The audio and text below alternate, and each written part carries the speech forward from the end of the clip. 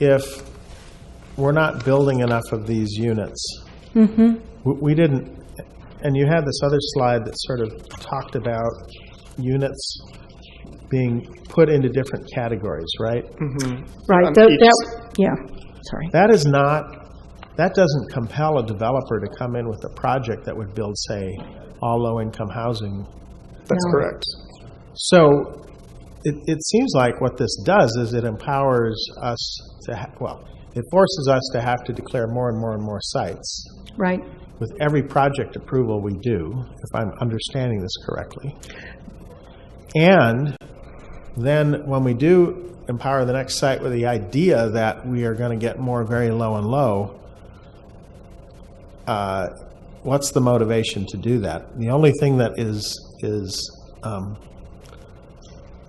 getting some affordable housing built is our 15% inclusionary ordinance, right?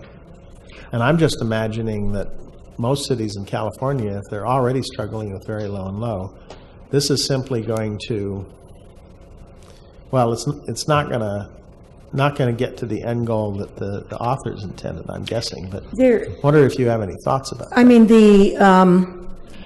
actually, I've talked without a lot more financing help from, say, the state. Right. I talked to both the author and actually to the head of HCD about this bill. Their intent is exactly what you're saying, that cities will have to zone more and more sites at higher densities. But they won't go if they're not financed, typically, right? Well, it's expensive to do very low and low. Right. They sort of recognize, the authors of the bill, the sponsors of the bill completely recognize that there's not sufficient subsidies in the state to subsidize all the low and very low income housing need. But they also are concerned about the general lack of production of housing, that the production of housing doesn't even begin to meet the need.